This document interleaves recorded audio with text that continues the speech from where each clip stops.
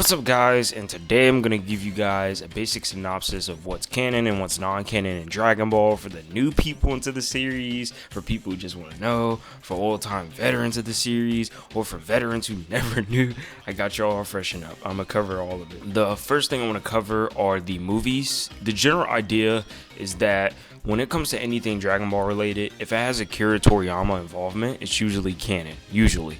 Because not all Akira Toriyama stuff is, basically canon, but usually that's like the general consensus you can follow as a guideline to know if something's canon or not. For the movies, Battle of Gods, Resurrection of F, and then the Broly movie at the time of this recording. There may be others that come out in the future. And the reason why those three are canon is because of Akira Toriyama involvement and because their relation to Super. Battle of Gods covers like the first 14 episodes of Super, and then like Resurrection F covers like the next 14 to 15 episodes, and so they cover the first two arcs. And so you can generally actually, like, what I like to tell most people is you can just watch the movies. You don't even have to watch like the first 25 episodes of Dragon Ball Super. You can generally just skip it by watching the movies. You're saving yourself hours by doing that. Plus, no offense, those episodes are really poorly animated. They are some of the worst animated Dragon Ball episodes ever out of all the series.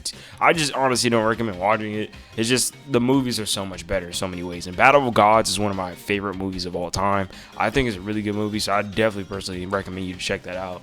Because Dragon Ball was gone for a long time, and it came back with that movie. The Broly movie takes place after Super finishes with the Universal Tournament arc and Jiren and Goku and all that. So basically the Broly movie takes place after that. After the Broly movie, the manga kind of picks up. Now when it comes to the video games, none of them are canon. None of the video games are ever gonna be canon from right now, as I can say, with guaranteed maybe in the future possibly, but at the time of this recording, the only canon video game is Dragon Ball Z Kakarot, which is the latest game that have come out.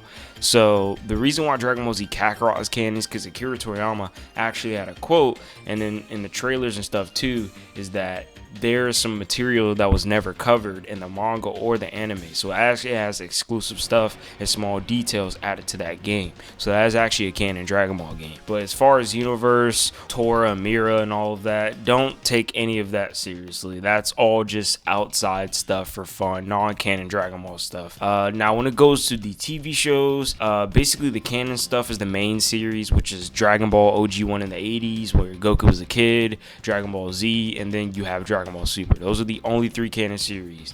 GT, Abridge, Heroes, either any of the other stuff that is either fan stuff or non-canon stuff. GT is non-canon, it had no Akira Toriyama involvement, plus it doesn't fit anywhere within the series. It wouldn't even make logical sense because Super happens like 6 months after it, I think, of Z or something like that. Heroes is a promotional show, so anything in Heroes is just like made up non-canon stuff. I do recommend keeping up with the non-canon universe, but it's not really necessary. The general synopsis is you can just keep up with the TV show, Dragon Ball Z, Super, and any other future shows that come out, and then keep up with the manga. The manga goes more in depth than the TV shows, and that's honestly the original source material where anything Dragon Ball pulls from. So if you really want to go into the origins, the manga is where you really want to go to. And then let's hop into the mangas. Now, basically what's canon within the mangas are Dragon Ball, Dragon Ball Z, Dragon Ball Super manga, because they're currently doing the Moro arc.